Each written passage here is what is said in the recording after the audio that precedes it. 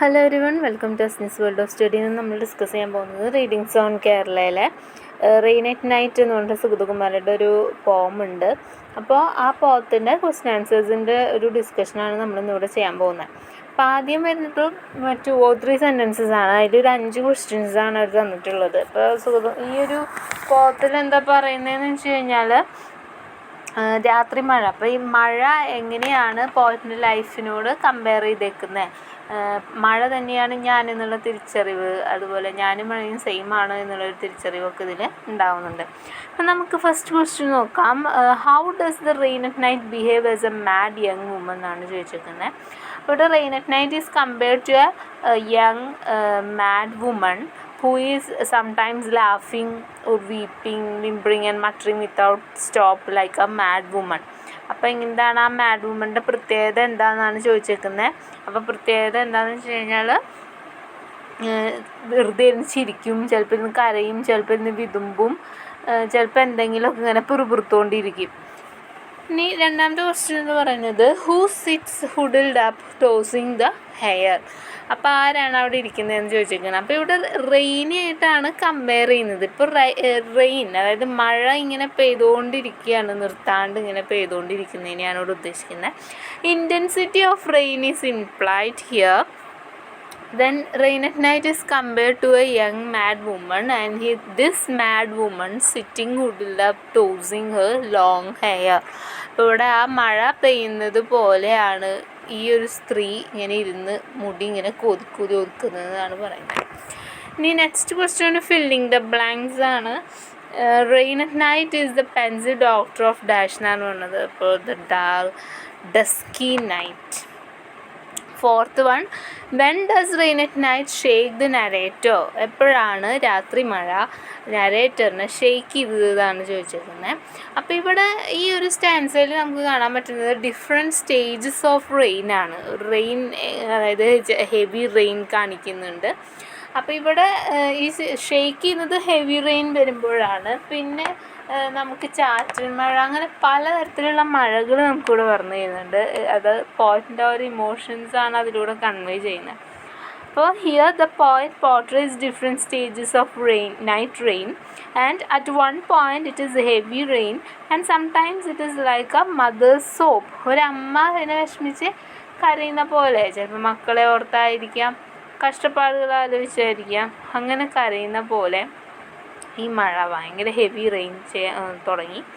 This sound shakes the speaker, then she closes her ears. അങ്ങനെ ചെവി അടച്ചു പിടിക്കുകയാണ് ചെയ്യുന്നത്.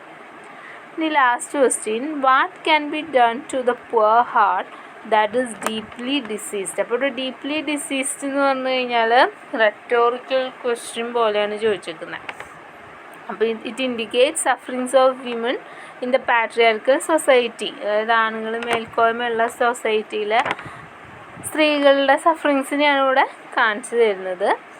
അപ്പോൾ ഇവിടെ point says that somebody said that diseased parts can be removed but the heart can be removed like other organs. അപ്പോൾ അതായത് ഒരാൾ പറഞ്ഞിട്ടുണ്ടായിരുന്നു, നമ്മുടെ ശരീരത്തിലെ ഏതൊരു അവയവങ്ങൾക്കും കേട് വന്നാൽ നമുക്കത് മുറിച്ച് മാറ്റാം. ഇപ്പോൾ പോയിറ്റ് പറയാണ്, ഈ ഒരു ഹാർട്ട്, മനസ്സിനാണ് പ്രശ്നമെങ്കിൽ നമുക്കത് റിമൂവ് ചെയ്യാൻ പറ്റില്ലല്ലോ. അതായത് ആ മനസ്സ് എന്ന് പറഞ്ഞിട്ടുള്ള ആ ഒരു സാധനം നമുക്ക് എടുത്തു കളയാൻ പറ്റില്ലല്ലോ എന്നാണ് ചോദിക്കുന്നത്.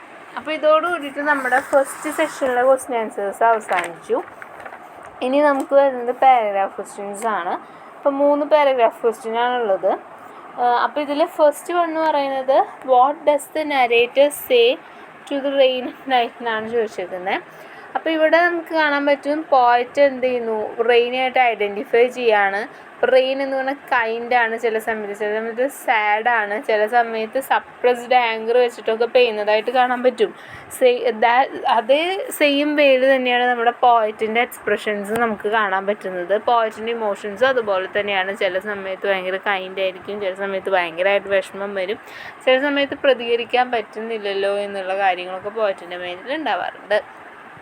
So the poet says that when it is down, പുലർച്ചയായി കഴിഞ്ഞാൽ അല്ലെങ്കിൽ നേരം വെളുത്ത് കഴിഞ്ഞാൽ മഴ എന്ത് ചെയ്യും, തോരും, എന്നിട്ട് ആകാശം തെളിയും. അപ്പോൾ അതേപോലെ തന്നെ നമ്മുടെ പോയറ്റ് എന്ത് ചെയ്യും, മുഖമൊക്കെ തുടച്ച്, അതായത് കരഞ്ഞതൊന്നും പറയാണ്ടിരിക്കാൻ ഫേസൊക്കെ തുടച്ച് തൻ്റെ വിഷമങ്ങളൊക്കെ ഉള്ളിലൊതുക്കി എന്ത് ചെയ്യാണ് ചെയ്യുന്നത്, പ്രിട്ടൻഡ് ചെയ്യാണ് അല്ലെങ്കിൽ ആക്ട് ചെയ്യാണ് ചെയ്യുന്നത്.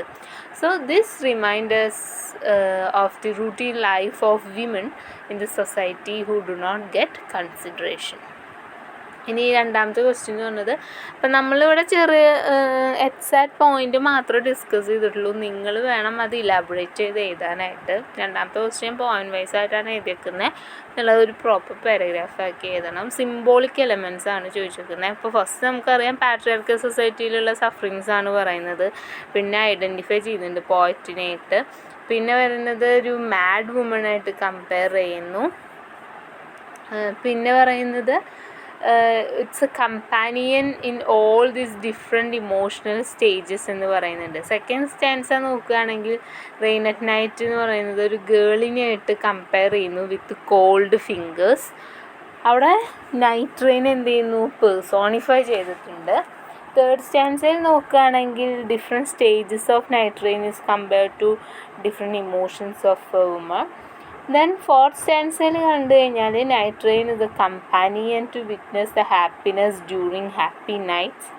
ഫിഫ്ത്ത് സ്റ്റാൻസയിൽ നോക്കി കഴിഞ്ഞാൽ പോയിറ്റ് ഐഡൻറ്റിഫൈസ് വിത്ത് ദി റെയിൻ, അതായത് ഞാൻ തന്നെയാണ് rain. Then actually the rain shows the emotional trauma experienced by women in a patriarchal society. അതാണ് അവിടെ ഉദ്ദേശിക്കുന്നത്.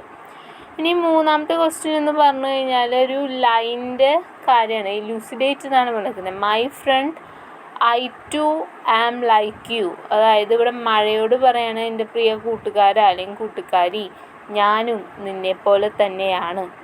അപ്പം മഴേനായിട്ട് പോയിട്ട് തൻ്റെ ആ ഒരു ഇമോഷൻസ് പോലെ തന്നെയാണ് മഴയും എന്നാണ് പറയുന്നത്. മഴ രാവിലെ എന്ത് ചെയ്യുന്നു, ഇപ്പം നമ്മൾ നേരത്തെ പറഞ്ഞു രാവിലെ ആകുമ്പോഴേക്കും മഴയൊക്കെ മാറി ആകാശം തെളിയും. അതാണ് രാത്രി മഴയുടെ പ്രത്യേകത, രാത്രി മാത്രം പെയ്യുന്ന മഴ. അതേപോലെയാണ് സ്ത്രീയുടെ ജീവിതവും. രാവിലെ ആകുമ്പോഴേക്കും തൻ്റെ കരച്ചിൽ സങ്കടമൊക്കെ മാറ്റി വെച്ച് മറ്റുള്ളവരുടെ മുന്നിൽ അഭിനയിക്കുന്നു.